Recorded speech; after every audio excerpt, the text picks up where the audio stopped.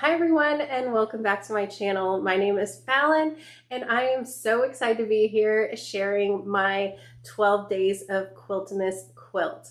So if you have been following along with the 12 days of Quiltmas, you will probably already know what all is kind of going on with this amazing collab.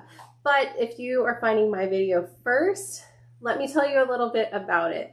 So me and 11 other creators here on YouTube who like to sew and quilt got together and decided to do a fun collaboration for Christmas.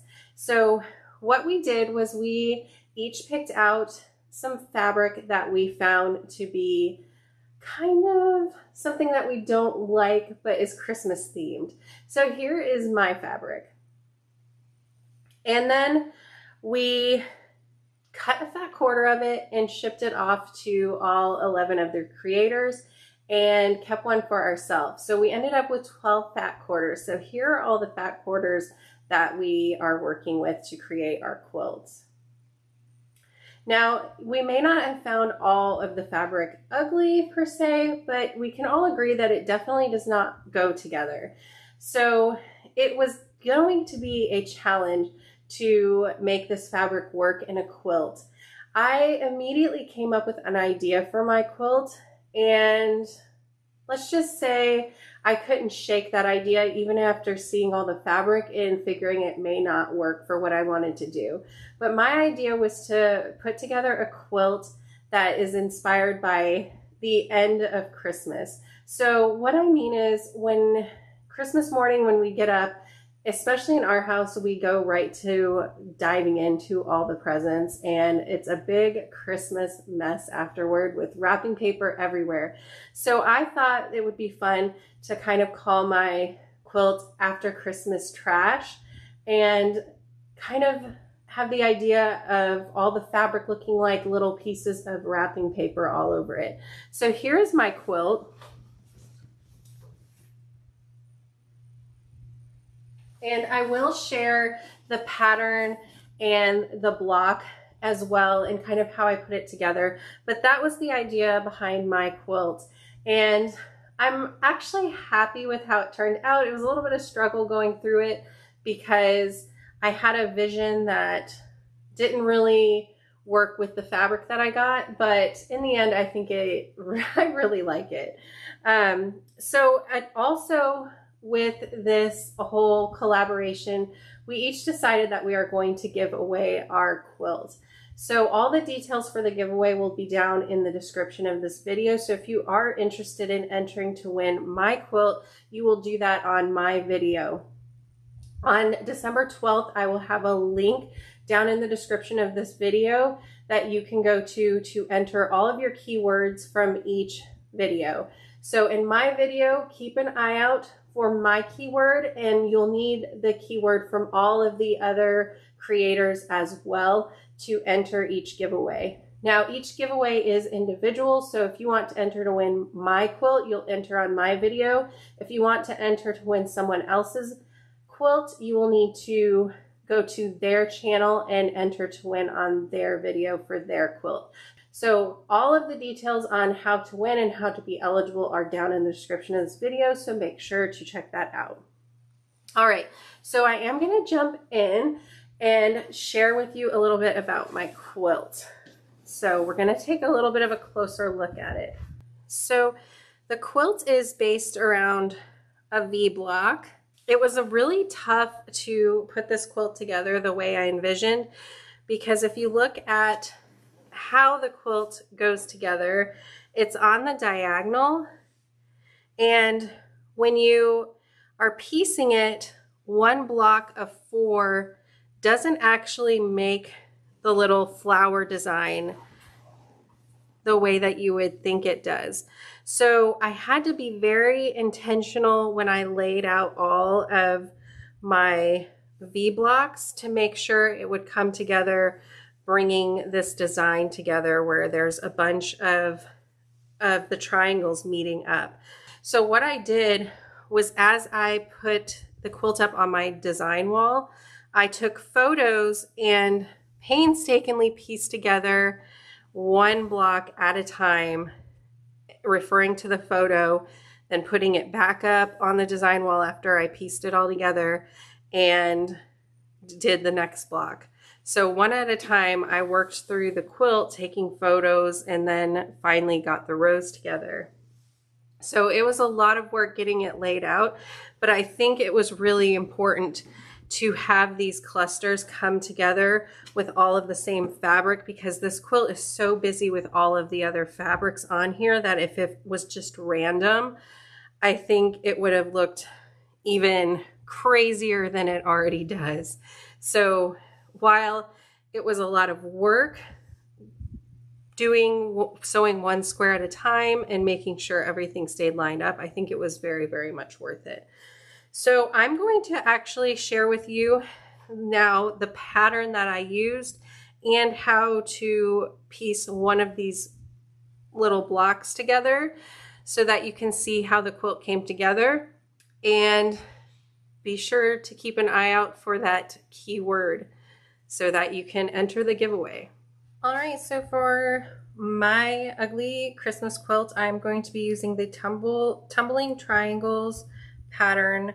This is from Modern 180. And to complete this pattern, I'm using the accompanying V-block trimmer from Studio 180 Designs. So for the first cuts in this project, I used some of my fabric and cut strips per the pattern. So there is a variety of strips. I tried to get the darker fabrics here to follow along with the pattern. So just to show you, I am making the quilt size that is 53 by 53 inches. And then it tells me the dark and light fabrics I'll need for that. I did cut up some of my Christmas fabrics that I received for the light fabric as well, but I am going to weave in some solid white.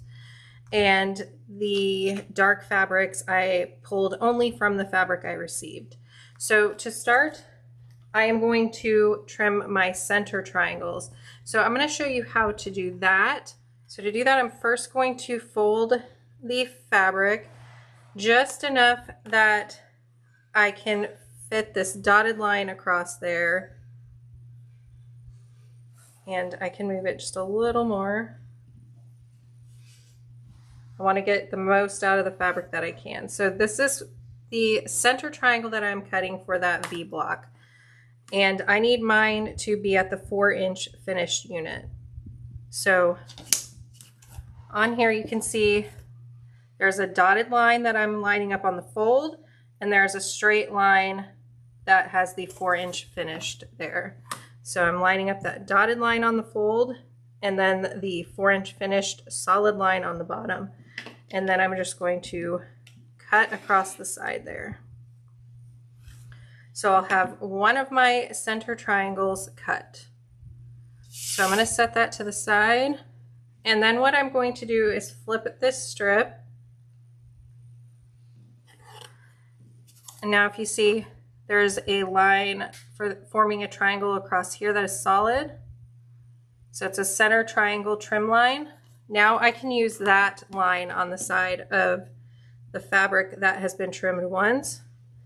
And then you'll still keep that solid line at the bottom of the triangle just to make sure that everything's lined up nicely. So I'm going to keep flipping back and forth to cut these center triangles. All right, so to finish the blocks in this pattern, you'll also need to cut side triangles. So to do that, you'll line up this darkest solid line here that says cut line for side triangles along a trim edge of your strip of light fabric. So you can see this edge here is trimmed straight. I'm going to line up that darkest line right across there, and I'll still want the bottom line to be at the 4-inch finished unit. So I'll trim there. And then that'll give me 2 units. Now I'm using solid fabric, so the orientation is easier for me. If you're using a pattern background fabric, you'll want your 2 strips to be here and lay them right sides together. and cut those side triangles because you'll want mirror imaged side setting triangles. All right, so we're gonna keep moving through trimming these. So to move on with trimming these, since I have that angle at a different orientation, I can't use this same line. What I'm going to do is turn my ruler, and you'll see you have a side trim number 2. So that's to trim this side setting triangle when you don't have a straight trim line here. So you'll just be rotating your ruler back and forth using the dark line here on the angled side of the ruler. Make sure your bottom line's lined up. And then once you get that cut, you will turn your ruler and you'll use the side triangle trim number 2. Line up those lines and cut. And then you'll just continue cutting until you have the correct amount of side setting triangles and center triangles. Now that all of the pieces are cut, we're going to start sewing together the block. So I'm going to take one center triangle and 2 side setting triangles and lay them out so that they form a square. I'm going to take one side and lay it right sides together, and then I will sew a 1/4 inch seam right along the edge. So after I sew that 1/4 inch seam, then I will need to press the seam really well. For these triangles, I have found that if you press them really well, they will lay nice and flat and be so much easier to sew together. So make sure you take the time to press the seam really well. See, using that pin that I used, it gets a really nice flat seam, and it was so much easier to sew across those seams when all the points came together. So definitely take the time to press really well.